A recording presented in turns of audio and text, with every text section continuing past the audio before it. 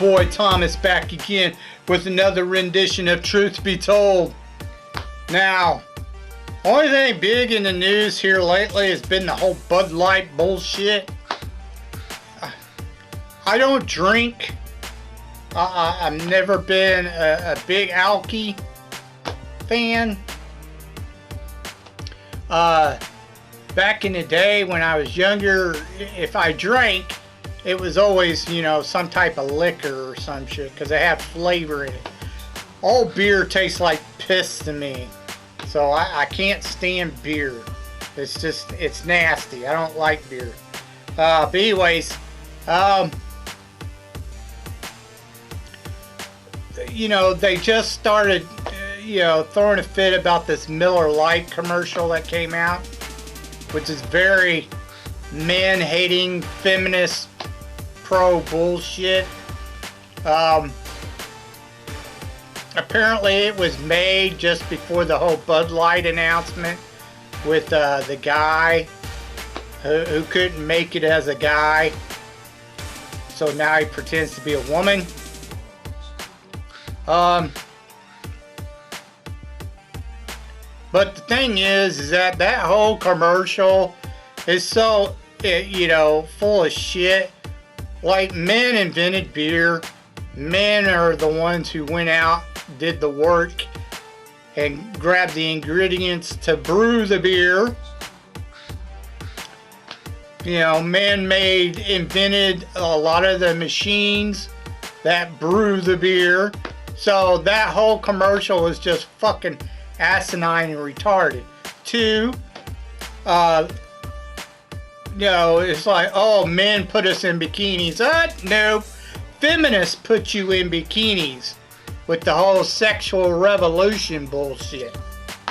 They're the ones who made bikinis, and then you chose to wear them to make millions of dollars off these commercials from these companies, beer companies.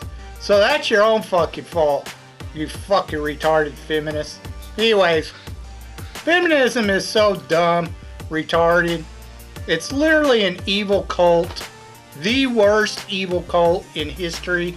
Has killed more innocent or taken more innocent lives, abortion, than any religion combined.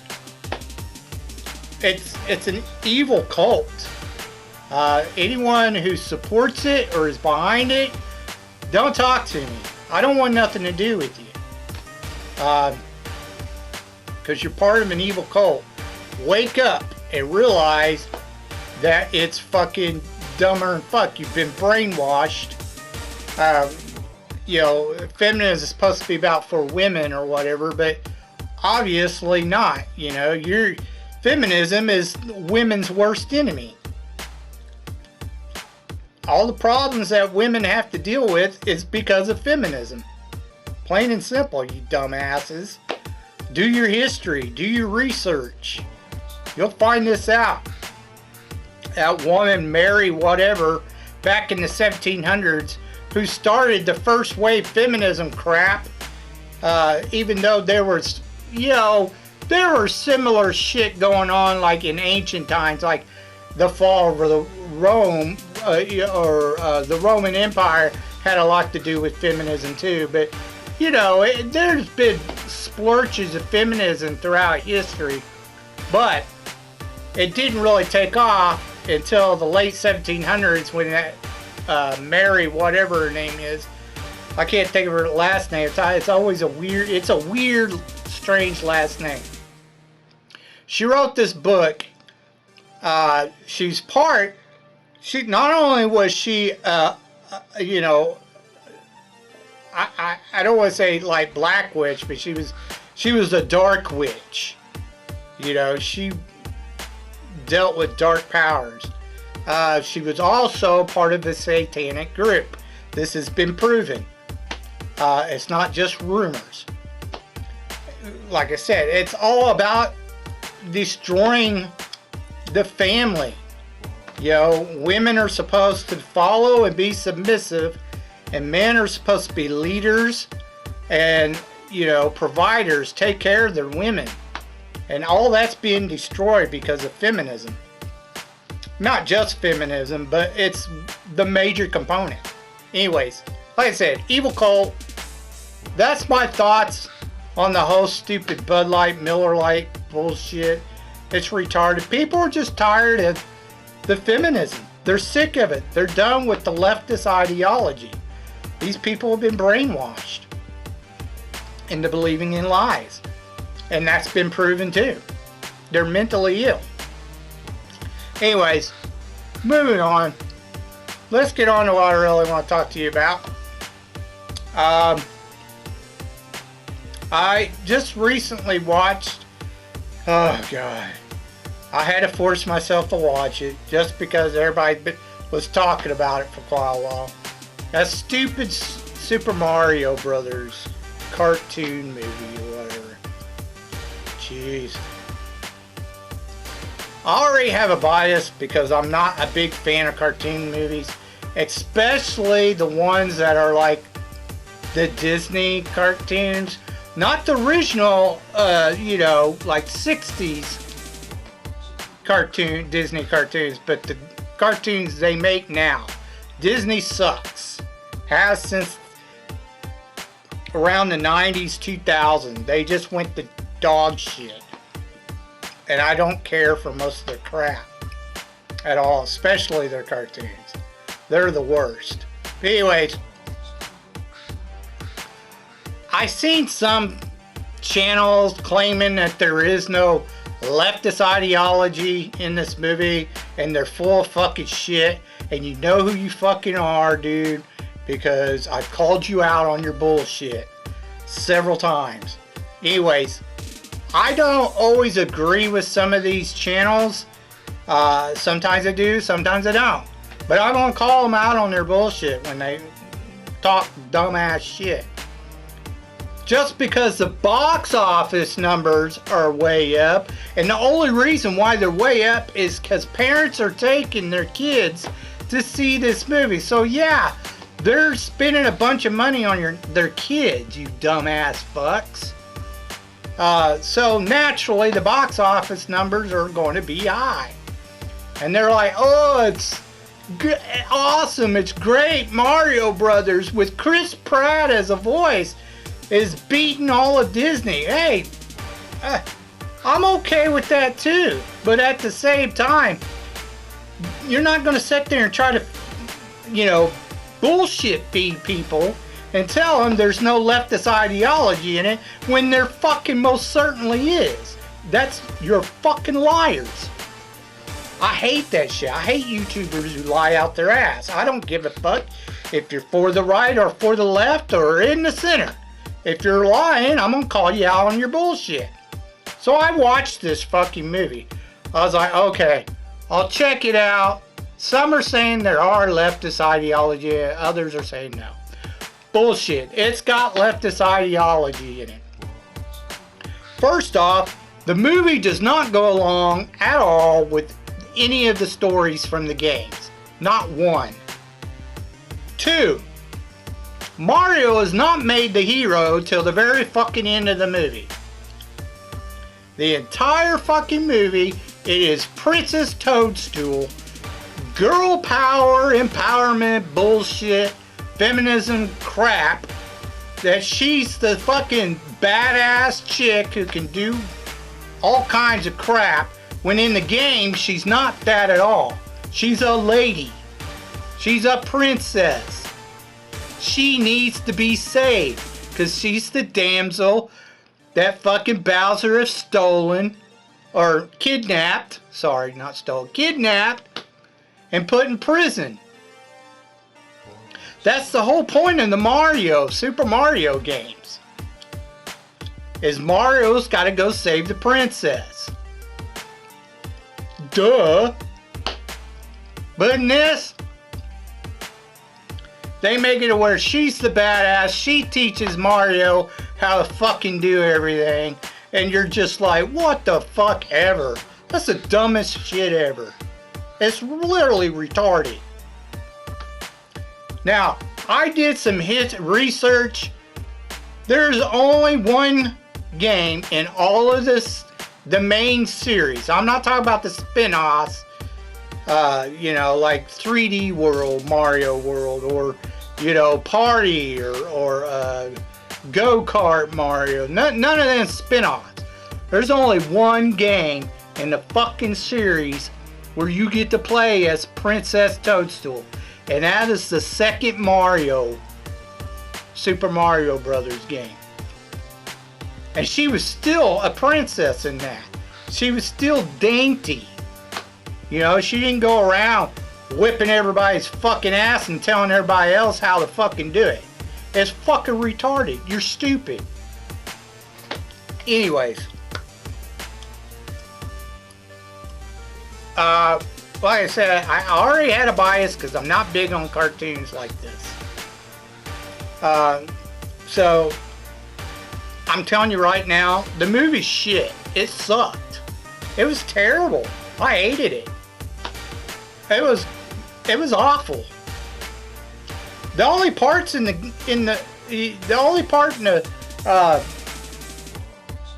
movie I kind of half-ass liked is when Luigi got separated from Mario.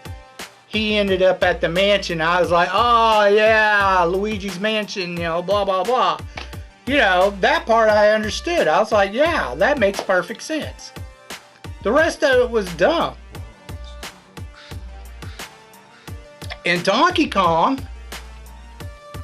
he also kidnaps the princess. Do your research. Know the games. Know the stories. He kidnaps the princess as well. And then Mario has to go save her from him. They don't become friends till way, way fucking later on in the series. You know, so that was dumb. I don't know. I hate, if you've seen my videos, you know I hate when these fucking woke ass writers rewrite the entire story and background to all these characters, you know, and you know, from the books or video games or whatever. They rewrite everything because they think they can do it so much better, and they fail every fucking time. This movie sucked. 2 thumbs down. You know, I would rather watch the live action adaptation from, what was it, the 90s or late 80s or whatever when that one came out. And even though it was really cheesy and not very good, I'd still watch it over this bullshit that they just came out with any day of the week. Way far better than this stupid cartoon. Anyways. Ugh. Dumb. Most definitely had leftist ideology in it. Dumb. Go with the story. Tell the original story. Don't go changing it because you think you can do it better when you can't. Stick with the story of the video game. Dumbass fucks. Anyways, moving on. Let's get on to your B-movie reviews.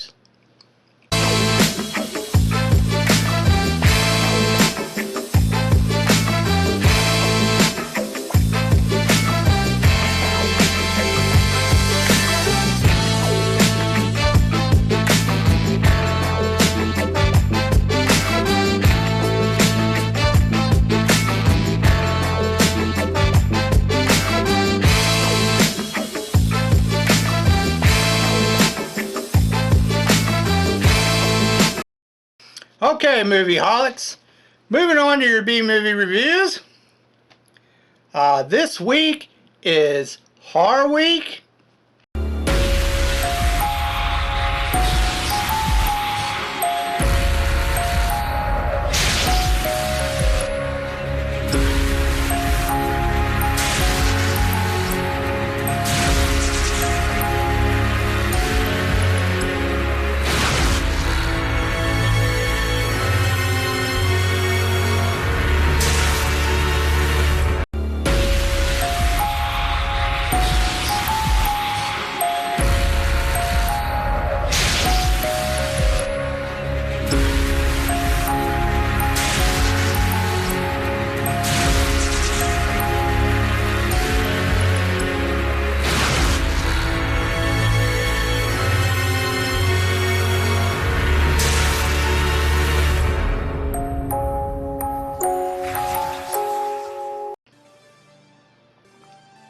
Now,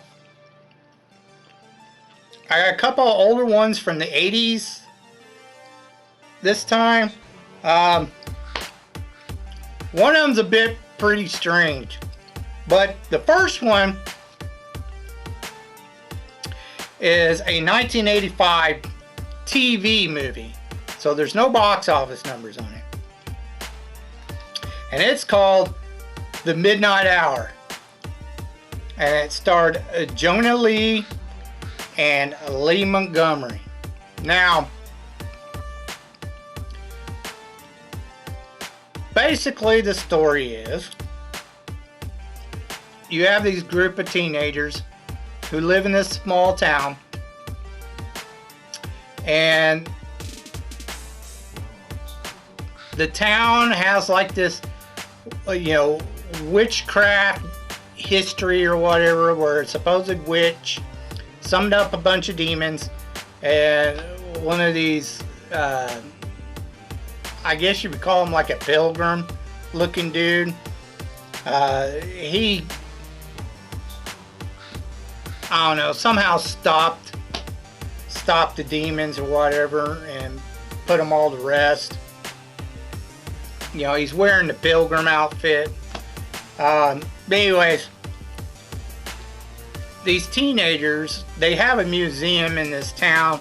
The teenagers want to go in there and grab the outfits that they supposedly wore back in the day, in the 1700s, like the Pilgrims wore and all them. So they wanted to take the outfits and basically steal them, but they were going to put them back after, you know, the Halloween party that they planned on going to. They were just going to wear them as their costumes. But anyways, in doing so, they found a bunch of stuff in this trunk besides a couple of outfits. They took it to the cemetery for whatever fucking reason. I don't get that, but they took it to the cemetery. They found this old parchment in a box containing to a family crest or whatever, which belonged to the black girl. They open it up, they read it. Her great-great-grandmother is supposed to be the black witch who fucking released the demons or whatever. And the guy with the glasses, his character, his great-great-grandfather is the pilgrim who put him back. Anyways, they find this old-ass parchment with a spell, and she reads it, the black chick reads it, and of course it basically, since she's a blood of the old-ass witch from the 1700s, she raises the dead, demons, monsters, werewolves, vampires, etc., etc. They go back into town because nothing seems to happen at first. It's not till a little later after they leave that shit starts popping off. And they go back to town, have their little party, and at the party, everybody starts getting turned into monsters by vampires and yada yada yada.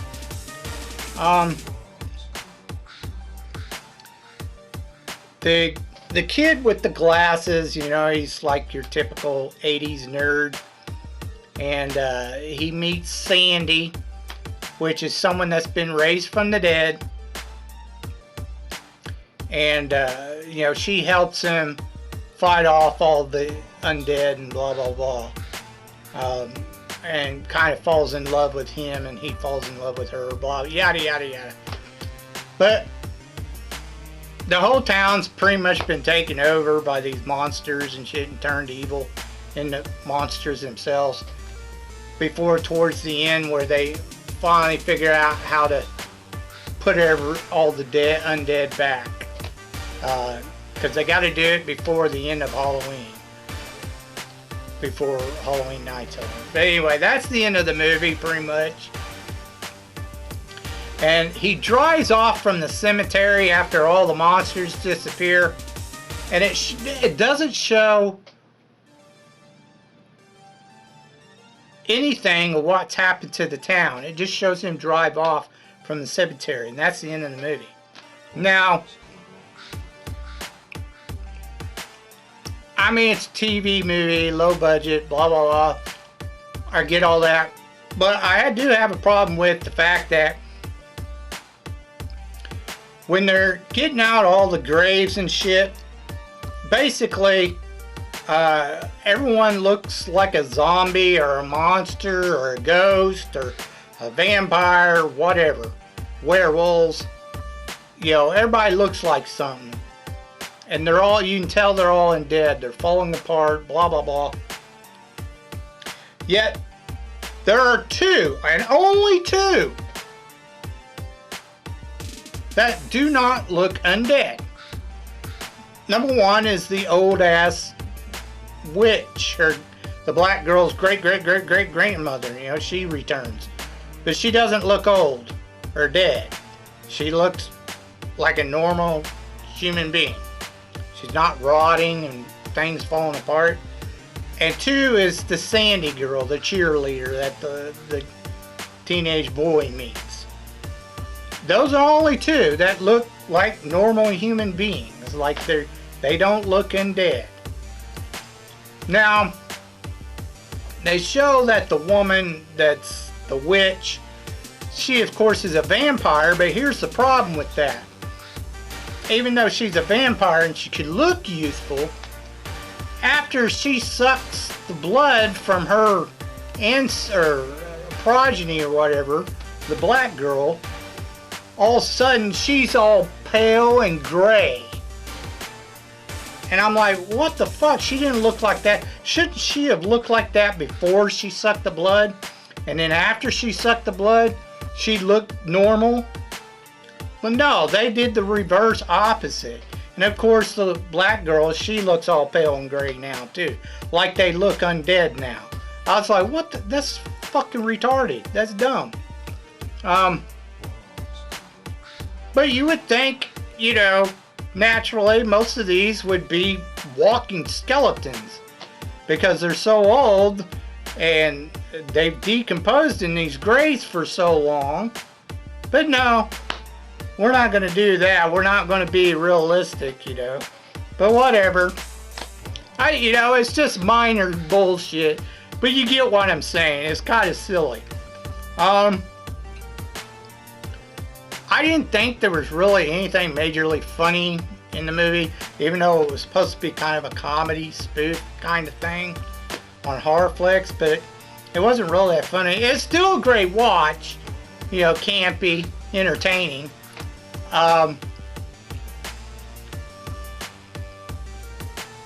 That, you know, it just, I don't know, some of the stuff just didn't set quite right with me, but otherwise it was all right. You had decent actors. You had Peter DeLuise in it. You know, you have LeVar Burton in it. You know, when he was really young. You know, you had a couple other known actors in it. It's definitely at least a one-time watch. I give it thumbs up, thumbs down. You know, it was okay for what it was. It wasn't horrible, it wasn't great. Check it out if you want. The next one was done in 1989. It doesn't have any box office numbers. It's pretty low budget. And it was an Australian film. You know, from Australia. It was called Zombie Brigade. Now, it's also known in some places overseas as Zombie Commando, which makes no sense, but whatever. Starred John Moore and Kim Lamb. Now, basically, the story with this one is you have a bunch of soldiers in Vietnam who I'm not quite sure if they were exactly experimented on or not, but they got brought back and put in a grave, a memorial grave where they just all put together, and they were sealed in there, locked in there. because of what happened in Vietnam. Apparently, there were other countries that sent soldiers to Vietnam who experienced the same thing, and in Japan. But they took them all and put them in this container or whatever, which became a memorial grave. They called it a disease, but it was basically a zombie type infection crap.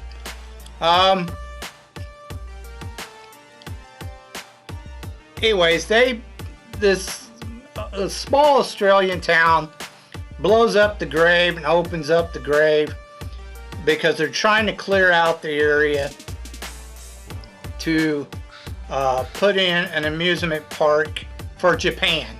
There's this Japanese guy, he wants to put in an amusement park there. Anyways, out in the middle of nowhere, so it makes no sense why he would do that, but whatever. They're trying to throw like a party for the Japanese dude. The Japanese speaks English just fine, but he pretends he doesn't know a thing that they're saying. That's why he has his assistant Kim Lam, who Kim Lam plays as, helping him out, translate, blah blah blah, which is bullshit.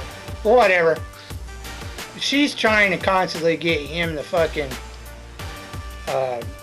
She's kind of like, they're kind of like sleeping together, but nobody else knows that.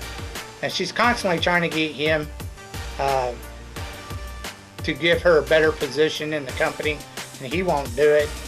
But anyways, regardless of that, the zombies come out and they try to kill everybody. They survive one day, and then they have to go through another day. For whatever reason, there's this Aborigine dude, and he's able to summon up another dead Australian army who comes up, and they fight each other, and then they win against the other undead from Vietnam, and they put them in crates or coffins or whatever, and they take them away to go bury them again somewhere, I guess. They say they don't like the daylight, but yet they're literally at the end, they're walking in daylight. So it makes no sense. At least the Aboriginal guys, undead army. They're in the daylight. The other one is not. They're in the coffins. And, you know, supposedly their government surrounded the village with a minefield, so they can't get out because they're going to contain the area. Whatever. Most of the people in the small town die. There's just a few that's left at the end. But they decide to follow them out of town, the undead army, because they're going through and sweeping the minefield so they can carry out the other undead in the coffins. And that's the end of the movie. So it doesn't make a whole lot of sense what's going on. Why are they shipping them outside the town? It don't make no sense. The undead army. I don't get it. Are they going to raise terror later on? Or are they going to bury everybody and go back to their graves? You know, what the fuck, you know? It made no sense. The second thing that made no sense was the fucking, the originals on, the guys from Vietnam, they had these huge ass teeth coming out of their mouth. The undead from Vietnam was more like vampires than they were undead. And the reason why I say that, not only because of the large fangs, but also because, you know, bullets don't work to the head or anything, you know. Bullets just don't work. They could kill them unless they used a wooden stake to the heart. No, I'm not even joking. So whoever, you know, wrote the movie or screenplay couldn't tell what the fuck a zombie from a vampire was. It was just kind of dumb. I was just like, Well, that's so dumb. They're just going to kill them with wooden stakes. You know, that's vampire, not zombie. Why do they call it Zombie Brigade? They could have just called it the Undead Brigade. That would make more sense. But anyways, regardless, yeah, so it's basically vampires versus zombies is basically what it was. Like I said, that the whole, you know, aborigine, and he was being racist as hell. He's like, yeah, these white guys, they're stupid, they don't get it. These white guys, blah blah blah. These white guys, these white guys. Every time you turn around, that Aboriginal dude was, you know, did some racist, say some racist shit. Anyways, regardless, it was actually, some of it was kind of funny. It was just so dumb and silly, you know. And to be honest, I thought it was going to be so B-rated that the acting was going to be absolutely horrible. But to my surprise, the acting really wasn't that bad. Especially the main guy, the black dude, not his uncle, the racist uncle, but him. Now, you know, he's actually pretty good. And so was what's her name, Kim Wang. I mean, she was good too. So the acting really wasn't all that bad. It was a lot better than I expected for such a low budget movie. The whole story and everything was pretty lame and dumb.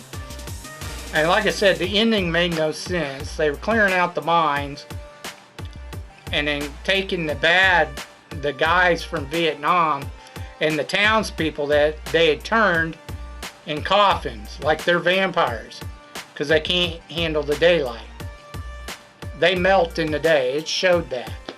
Same thing with the stakes. The stakes killed them and melted them. So, you know, it was more like vampires versus zombies. It was weird. The ending made no sense. Anyways, this one, honestly, I'm giving it a thumbs up and a thumbs down. It honestly wasn't that bad for a low budget movie from Australia. You know, it was slow, but it was also kind of entertaining because some of the shit in there was just funny as fuck. They made the Aussies look dumber and shit in this movie. Honestly, I didn't understand why they made themselves look so stupid, but they did. But like they were super hillbilly redneck kind of motherfuckers. But still, check it out. It's actually kind of entertaining for a horror flick. Anyways, if you have anything to say or any thoughts about what I said earlier in the video, please leave your thoughts down in the comment section down below. I'd love to hear from you. Also, if you could think of any B-rated movie or underrated movie you think I may never have heard of or seen, please leave your suggestions down in the comment section down below. I'll get to reviewing them as soon as I can. So, until next time, folks, I told you you'd be told the truth, and you just been told.